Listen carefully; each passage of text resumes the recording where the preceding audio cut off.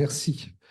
Et donc aujourd'hui, j'ouvre une séance tout à fait particulière, à la fois pour son intérêt et puis je dirais pour mon amitié, parce que mon compagnon de route, Patrice Mertel, qui est maintenant mon chef de service, donc avec beaucoup de respect, va nous proposer une séance particulière. Oui, oui. Monsieur Catenet, Merle et tout ça, oui, c'est mon chef de service maintenant. Alors, respect. Mais il a eu quand même, alors je vais vous le dire parce que personne nous écoute, on a à peu près 1000 personnes qui écoutent, il m'a laissé mon bureau. Exceptionnel. Oui, et je tiens à le dire parce que c'est rare ici. Je l'ai même prolongé. Il m'a même prolongé et il m'a laissé mon bureau. Il m'a dit, écoute, on ne va pas refaire un déménagement, donc voilà. Donc merci, merci Patrice. Et le sujet est particulièrement intéressant. C'est l'intérêt, et j'en suis intimement persuadé, de la présence des médecins dans les services de chirurgie et encore un peu plus particulièrement des chirurgies orthopédiques. Merci à vous tous qui êtes devant moi de votre présence dans le service et sachez qu'on apprécie beaucoup votre justesse parce que moi je vais vous dire franchement, le diabète, c'est pas mon fort. L'hypertension artérielle, c'est pas mon fort. Et je préfère que ce soit des gens qui connaissent bien la problématique qui s'en chargent. Merci, Patrice. Merci, Monsieur le Président. Merci, Monsieur le Secrétaire perpétuel, mes chers collègues. Alors, vous devez penser que je suis tombé sur la tête puisqu'à l'Académie de chirurgie, je vais vous parler de médecine. Mais bien que la chirurgie française soit à la pointe, soit une chirurgie extrêmement brillante, il y a eu le congrès 4.0 en décembre, on fait une chirurgie robotisée dans maintes spécialités. Toute cette chirurgie de pointe n'a d'intérêt qu'à condition que nos patients survivent et que nous soyons en capacité de dépister, de traiter les complications post-opératoires et probablement d'optimiser nos malades. Or, on est devant une complication importante, c'est que la population chirurgicale, c'est vrai de la population générale, mais des patients dans nos services, en particulier en orthopédie, eh bien, elle devient de plus en plus âgée. Ça, c'est une vieille enquête. Nadia, encore, on a eu beaucoup d'enquêtes en orthopédie via les laboratoires de thromboprophylaxie. Et vous voyez que déjà, dans les années 2010, on avait une population moyenne de 70 ans pour une chirurgie programmée prothétique. Et ça s'est encore aggravé. Il n'est pas rare d'opérer les patients pour prothèse du genou maintenant de 90 ans. Yves, j'imagine qu'il y a 30 ans, on ne l'aurait pas imaginé. Tu es d'accord. La traumatologie, la gérontotraumatologie, c'est encore pire. C'est une enquête escorte qui avait été pilotée par Nadia Rosincher. Elle date également d'une dizaine d'années. Vous voyez que l'âge moyen des fractures du col, c'était 82 ans. Le rapport de Ramadier-Bombard, 58, et à Sofcote, âge moyen de la fracture du col, 65 ans. On avait pris 20 ans en 30 ans, mais avec la même mortalité post-opératoire qui n'a pas changé, parce que les patients sont plus fragiles. Ils sont fragiles, ils ont beaucoup d'antécédents, on vous en reparlera. Donc, on a affaire à des patients de plus en plus âgés, de plus en plus pathologiques, qui ont beaucoup d'antécédents. Et puis, on a une complication, enfin une difficulté, c'est qu'on s'est longtemps appuyé sur nos collègues anesthésistes, mais que c'est de plus en plus difficile. C'est difficile parce que les anesthésistes, au même titre que les chirurgiens, disent, nous, c'est le bloc, on est des techniciens, on sait faire des blocs, des rachis, etc. Voilà, on ne fait pas autre chose.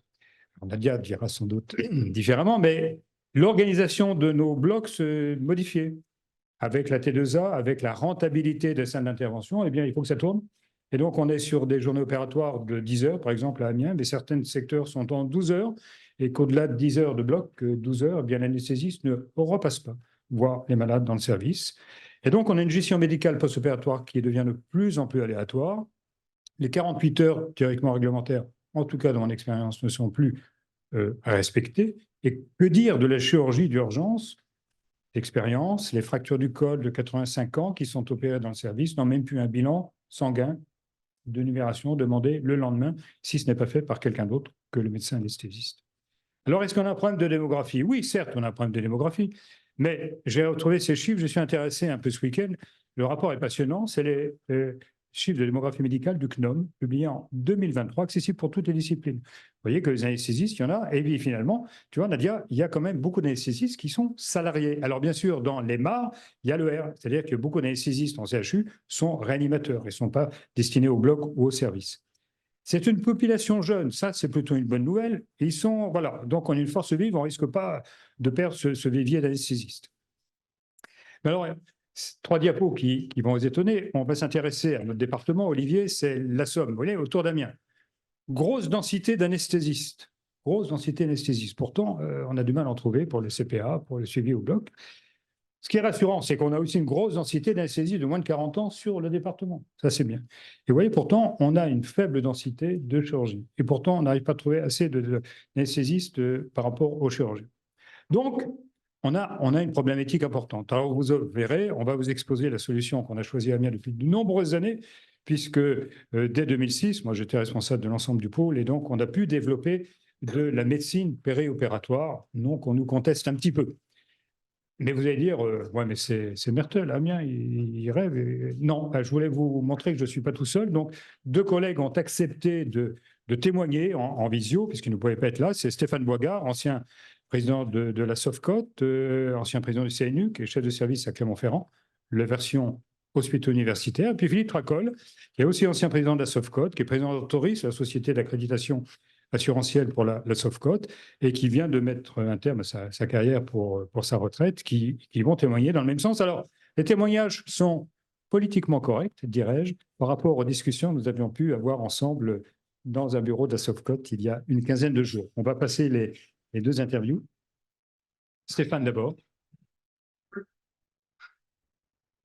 Monsieur le Président de l'Académie, chers collègues, chers Patrice, je voulais vous remercier de nous donner l'opportunité de vous expliquer comment nous avons organisé le suivi des patients sur le plan médical au CHU Clermont-Ferrand. Comme vous le savez, nos collègues anesthésistes consacrent moins de temps au suivi du patient, ils sont moins nombreux, travaillent moins longtemps comme toute la profession médicale, et de ce fait, nous avons en plus dans nos services une population vieillissante avec beaucoup de comorbidités qui nécessitent un suivi tout à fait précis sur le plan médical. Dans les cabinets de chirurgiens, nous ne sommes pas compétents. Nos internes, suivant les cursus, ont encore des très bonnes notions de la médecine sur le plan général, et bien évidemment, au travers du temps, ils s'améliorent en chirurgie et perdent ses spécificités.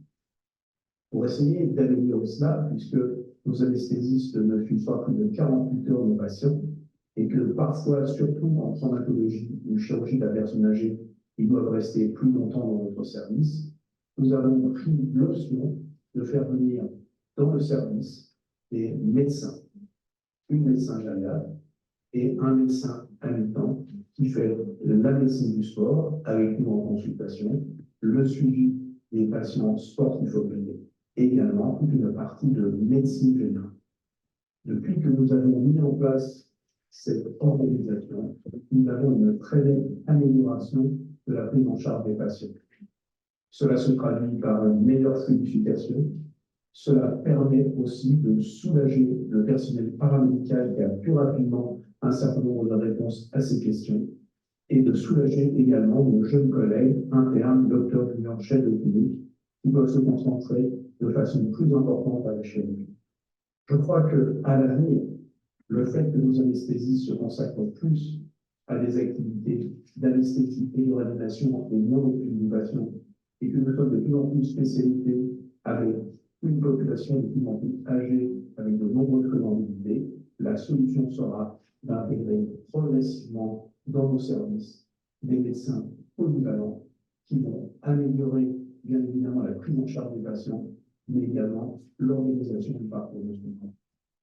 J'espère que nous pourrons tous ensemble, à force de réflexion, faire revenir auprès du pouvoir public cette nécessité d'avoir des médecins polyvalents dans les services de chirurgie. Je souhaite à tous une excellente séance de travail. On a presque envie d'applaudir. L'expérience du libéral, qui n'est pas si différente du milieu hospitalier, Philippe Tracol, chirurgien à Avignon. Bonjour à tous. Le professeur Mertel m'a demandé d'apporter mon témoignage sur ce sujet brûlant, que sont les relations entre le chirurgien et les anesthésistes. En tant que chirurgien libéral, pendant plus de 35 ans, je pense avoir pu rencontrer toutes les situations possibles. C'est comme ça que lorsque je me suis installé, il y a plus de 40 ans, le chirurgien était au bloc, il opérait, et l'intendant se suivait. L'intendant, c'était l'anesthésiste qui assurait le préopératoire, le périopératoire, le péropératoire, bien sûr, les prescriptions d'hospitalisation, mais parfois même les prescriptions de sortie. Bien sûr, cette situation est très confortable. Mais je crois que nous avons perdu à ce moment-là un petit peu de notre indépendance. Puis, au fil des années, progressivement, au fur et à mesure que sont arrivés de nouveaux anesthésistes, de nouvelles recommandations de la SAR, les anesthésistes se sont progressivement désengagés du périopératoire, je pense à juste titre, et pour se recentrer sur leur vrai corps de métier, qui est le bloc opératoire. Un des arguments qui est tout à fait recevable, c'est que anesthésistes ou chirurgiens, nous sommes avant tout des médecins avec la même formation et que nous sommes tout autant capables de gérer les problèmes médicaux d'un patient et que l'anesthésiste n'est pas plus compétent qu'un chirurgien pour cela. Un autre argument qui est tout aussi recevable, c'est que c'est le chirurgien qui est responsable du patient vis-à-vis de l'établissement, de la CNAM, mais également sur le plan juridique. Il a donc fallu s'adapter. Heureusement que cette situation s'est installée de façon assez progressive. Personnellement, j'ai choisi de m'occuper de tout.